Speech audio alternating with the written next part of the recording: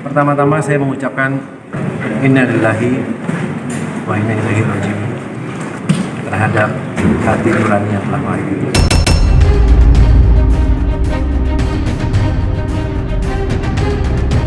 Sebelum ke beritanya, jangan lupa untuk subscribe, nyalakan lonceng, like, dan share video ini ke teman-teman kalian ya.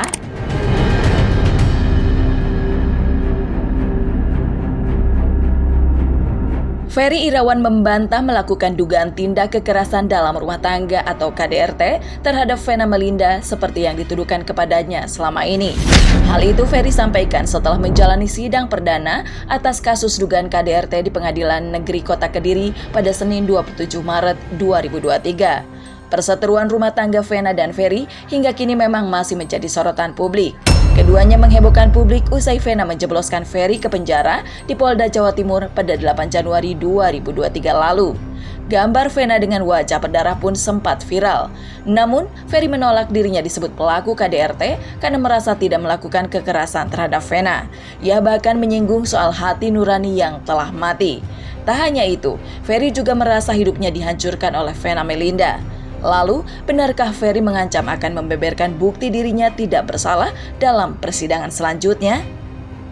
Saya tidak pernah memberikan komentar apapun, statement apapun. Tapi kali ini saya harus mengungkap sesuatu dari isi hati saya. Pertama-tama saya mengucapkan innalillahi wa inna ilaihi raji'un terhadap hati nurani yang telah mati. Kenapa selama ini saya tidak pernah berkomentar? Karena tidak lebih kalau saya berkomentar atau memberikan statement hanyalah aib rumah tangga yang akan saya ungkapkan.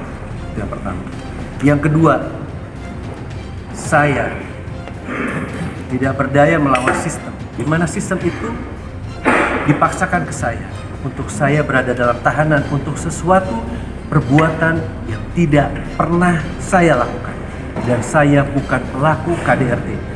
Sekali lagi saya tekankan, saya dipaksakan oleh satu sistem di mana sistem itu membuat saya menjadi tahanan untuk satu perbuatan yang tidak pernah saya lakukan.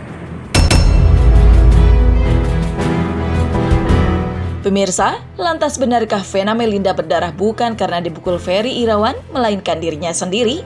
Yuk, pilih jawaban di bawah ini ya. Apakah A. tidak percaya, itu dalih Ferry untuk bebas, B. tidak tahu, atau C. ada bukti visum, atau pilih D. tunggu hasil persidangan saja.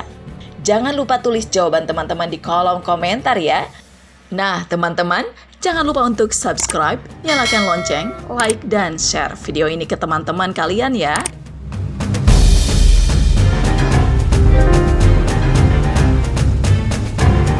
Sementara itu, Ferry Irawan menyebut dirinya selama ini tak berkomentar lantaran tak ingin mengumbar aib rumah tangganya. Memilih menutup rapat mulutnya karena menganggap Vena merupakan wanita yang dicintainya. Namun nasi sudah menjadi bubur. Vena justru melaporkan Ferry ke polisi dan kini keduanya tengah dalam proses perceraian. Yang selama ini saya diam tidak berkomentar karena apa yang saya hadapi adalah orang yang saya sayangi, orang yang saya cintai. Tapi dialah juga yang membuat saya jadi tahanan sampai detik ini. Match dengan eksepsi yang kami lakukan. Apa itu matchnya? Yang pertama, bahwa Ibu V memukuli wajahnya sendiri. Itu match. Dalam dakwaan sudah dinyatakan bahwa Ibu V memukuli wajahnya sendiri. Yang tidak match adalah di mana Pak Ferry lah yang disangka melakukan dugaan tindak pidana kekerasan dalam rumah tangga. Itu nanti kita akan buktikan. Tetapi paling tidak yang sudah terungkap dalam dakwaan dan eksepsi bahwa Ibu V memukuli wajahnya sendiri. Nah, selama ini kan sudah kami sampaikan, bahkan pada waktu Pak Ferry awal diperiksa di Polda Jawa Timur, Pak Ferry menyampaikan sebelum berangkat pada saat di Kediri itu Ibu V memukuli wajahnya sendiri. Lalu ditanggapi katanya itu bohong. Kami mau sampaikan secara hukum sudah terbuka bahwa memang dalam dakwaan Ibu V memukuli wajahnya sendiri. Apakah itu berakibat terhadap darah yang keluar? Kita akan buktikan nanti. Jangan-jangan salah satu penyebab darah itu keluar adalah karena pukulan itu sendiri, begitu loh. Karena apa? Tadi sudah didengarkan dalam hasil visum. Ada luka lecet antara bibir dengan hidung. Kalau hanya dahi yang ditempel, tidak mungkin ada luka lecet. Artinya ada tangan atau ada pukulan benda tumpul mengakibatkan luka lecet di bawah hidung. Nah, pertanyaannya, Siapa yang melakukan itu? Benda tumpul apa? Satu-satunya yang terungkap dalam dakwaan dan eksepsi adalah Ibu V memukuli dirinya sendiri. Itu. Nah, itulah yang mengakibatkan ada luka goresan, benda tumpul di situ. Kalau dahi yang ditempelkan, apakah mungkin ada luka goresan di bawah hidung?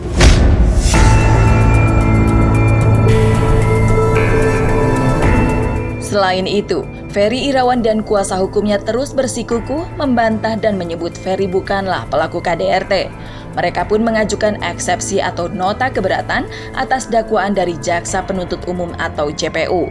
Kuasa hukum Ferry bahkan meragukan darah di wajah Vena itu akibat dari tindakan Ferry, melainkan menuding karena ulah Vena sendiri. Sehingga ia pun menyiapkan bukti-bukti yang diklaim akan menjadi bukti kuat dan membebaskan Ferry dari tuduhan tersebut. Tidak ada retak di dalam tulang kepala, tidak ada retak juga di dalam tulang rusuk. Itu hasil visum ya, dalam surat dakwaan. Makanya kami meminta, kalau selama ini digembar-gemborkan bahwa Pak Ferry ini mematahkan hidung, ada tulang rusuk yang retak, sedangkan dalam dakwaan tidak terungkap hal itu, maka kami meminta Pak Ferry segera ditangguhkan demi tegaknya keadilan di kota Kediri ini, supaya masyarakat ini semakin percaya kepada pengadilan. Tadi dakwaan sendiri menyatakan bahwa hidungnya tidak ada fracture dan tulang rusuknya tidak ada fracture. Itu dakwaan ya, bukan dari eksepsi loh, justru dari dakwaan. Makanya kami meminta Pak Ferry segera dikeluarkan, tangguhkan dong, agar apa? Proses hukum ini berjalan dengan benar, seadil-adilnya, begitu. Itu aja. Salah satunya yang kami bahas adalah dalam hasil visum yang disampaikan oleh Rumah Sakit Bayangkara, dikatakan bahwa hasil perlukaan itu tidak menghalangi pekerjaan. Maka karena tidak menghalangi pekerjaan, seharusnya yang diterapkan sejak awal adalah pasal 44 ayat 4. Yang tidak menghalangi pekerjaan, tidak mengganggu kegiatan sehari-hari, tidak mengganggu mata pencarian, itu kan dugaan tindak pidana kekerasan dalam rumah tangga ringan yang ancaman hukumannya hanya 4 bulan. Kalau pasal itu sejak awal diterapkan, maka Pak Ferry tidak perlu dilakukan penahanan. Nah, tujuan awalnya ini apa sih? Ke pasal 44 ayat 1 ini tiba-tiba muncul, sedangkan jelas hasil visumnya menyatakan perlukaan ini tidak menghalangi pekerjaan.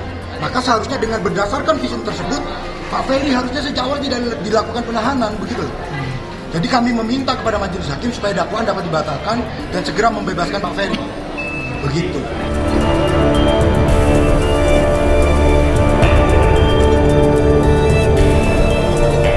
Nah, teman-teman, jangan lupa untuk subscribe, nyalakan lonceng, like, dan share video ini, serta saksikan video-video lainnya di channel ini ya.